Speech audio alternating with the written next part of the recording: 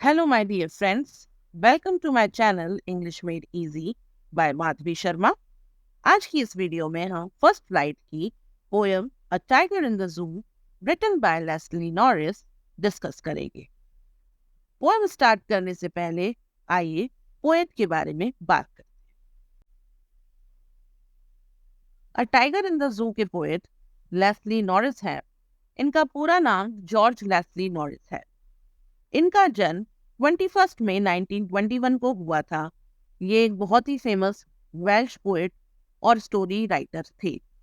इनकी पढ़ाई लिखाई ब्रिटेन और यूनाइटेड स्टेट्स में हुई। नॉरिस वेल्श राइटर्स में सबसे ज़्यादा महत्वपूर्ण थे, जिन्होंने वर्ल्ड वॉर के बाद में लिटरेरी पब्लिकेशंस में काम किया और बहुत सारे पुरस्कार जीते। चलिए अब बात करते हैं टाइगर इन द जू की थीम के बारे में।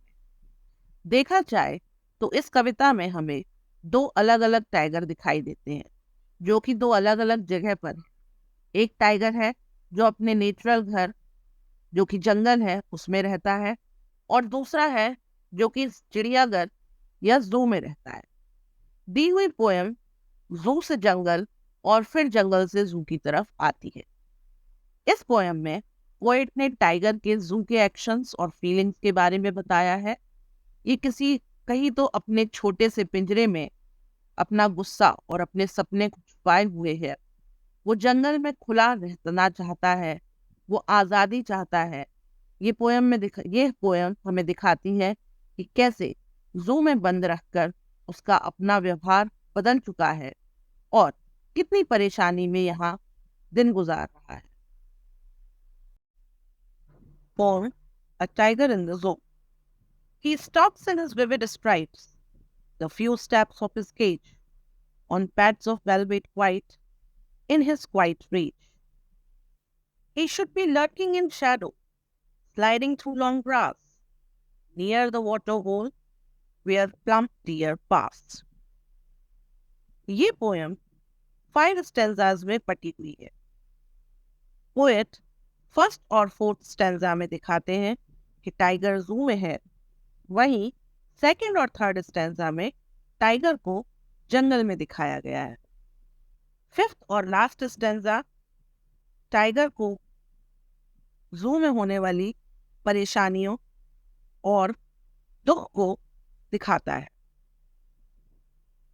फर्स्ट स्टेंजा में पोएट कहते हैं कि टाइगर अपने अलग अलग रंग के स्ट्राइप्स के साथ छोटे से पिंजरे के अंदर कुछ कदम चलता है। उसके पंजे, जो कि बिल्कुल वेलवेट की तरह नरम और मुलायम है, उनसे वो बिना कुछ आवाज किए गुस्से में अपने पिंजरे में टहल रहा है। वहीं सेकंड स्टेंजा में पोएट ने बताया कि टाइगर को जंगल में पेड़ों की छांव में घूमना चाहिए था, लंबी घास के बीच जंगल के तालाब के पास छुपे होना चाहिए था, जहाँ की मोटे ताजे हिरन गुजरते हैं और उसका शिकार बन सकते हैं। He should be snarling around houses at the jungle's edge, baring his white fangs, his claws, terrorizing the village. But he is locked in a concrete cell, his strength behind bars, stalking the length of his cage, ignoring visitors. Third stanza में poet बताते हैं कि tiger को जंगल के पास बने हुए घरों के आसपास घूमना चाहिए था, लोगों को अपने सफेद दांतों और पंजों को दिखाकर डराते हुए उसे रहना चाहिए था। वहीं फोर्थ स्टेंजा में पोएट फिर से जू में आ जाते हैं और कहते हैं कि टाइगर एक कंक्रीट सेल में बंद है, उसकी सारी ताकत सलाखों के पीछे है, वो अपने छोटे से पिंजरे की लंबाई में टहल रहा है और जो लोग उसे देखने आए हैं उन पर वो ध्यान भी नहीं दे रहा है, उन्हें इग्नोर कर रहा है। He hears the last voice at night, the patrolling cars, and stares with his brilliant eyes at the brilliant stars. ये पोएम का फिफ्थ और लास्ट स्टेंजा है। इसमें पोएट टाइगर की मजबूरी के बारे में बताते हैं। कैसे वो अपने पिंजरे में बैठकर रात को आवाजें सुनता है, दूर से गुजरती हुई गश्त लगाने वाली पुलिस की गाड़ी की आवाज सुनता है और चमकते हुए तारों को अपनी चमकती हुई आंखों से निहारता है। इस तरह पोएट टाइगर का दुख हमें बताने की कोशिश करते हैं। Summary of the poem. ये पोएम हमें एक बड़ी ही दुखद कहानी बताती है, जिसमें एक पावरफुल टाइगर जू में कैद है।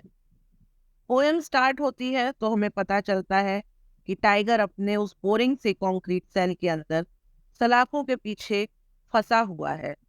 उसे बहुत ही गुस्सा है और वो होपलेस है, क्योंकि वो यहाँ से कहीं जा नहीं सकता। टाइगर को अपने पुराने दिन याद हैं, जब वो जंगल में आजाद था। उसे याद है कि वो कैसे तालाब के पास लंबी घास के बीच में छुपकर हिरन को अपना शिकार बनाने के लिए तैयार रहता था। कैसे वो उस समय गांव वालों के लिए एक डर था, अपने नुकीले पंजे और दांतों के कारण। रात में जू की शांति में वो गाड़ियों की आवाज सुनता है, लेकिन उन पर ध्यान नहीं देता। वो सिर्फ अपनी आजादी वाले दिनों के बारे में सोच सकता है। आसमान में सुंदर सितारों की तरफ देखता है और सोचता है कि वो इन सलाखों के पीछे होने की बजाय जंगल में अपने घर में हो सकता था। ये पोयम हमें बताना चाहती है कि जंगली जानवरों को छोटे छोटे पिंजरों में बंद करके रखना बिल्कुल ही सही बात नहीं है। जंगली जानवर अपने घर में, यानी कि जंगल में ही अच्छे लगते हैं। पिंजरे में वो दुखी होते हैं और सिर्फ आजाद होना चाहते हैं। Poetic devices used in the poem. सबसे पहले बात करते हैं राइमिंग स्कीम की। जैसे कि आप जानते हैं कि राइमिंग स्कीम पोएम के हर स्टैंजा की अलग अलग होती है और इसे ABCD से डिनोट किया जाता है।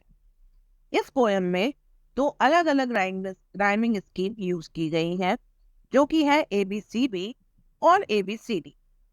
जैसा कि आप एग्जाम्पल में देख सकते हैं, फर्स्ट स्टैंजा की राइमिंग स्कीम ABCD है, क्योंकि स्ट्राइप्स का सेम साउंडिंग वर्ड पूरे स्टैंजा में यूज नहीं हुआ है।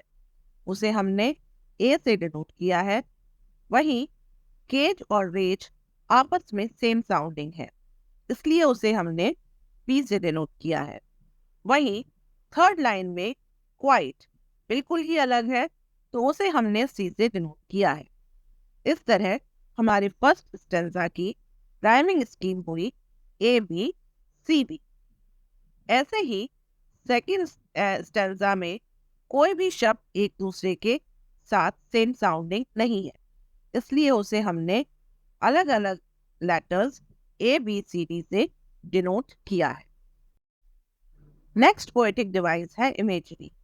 इमेजरी से मतलब है कोई इमेज या पिक्चर क्रिएट करना। जैसे कि पोएट ने जगह जगह पोएम में vivid stripes, lurking in the shadow, sliding through long grass, snarling around houses, terrorizing the villagers, stalking the length of his cage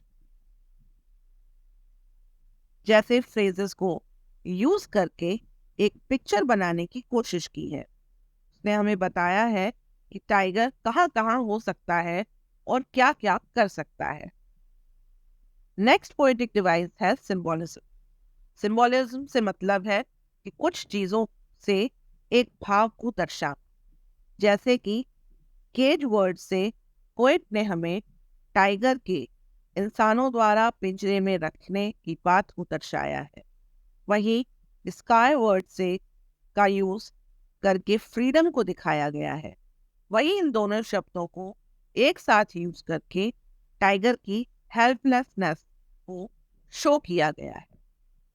अगली पोएटिक डिवाइस है ऑक्सीमोरन।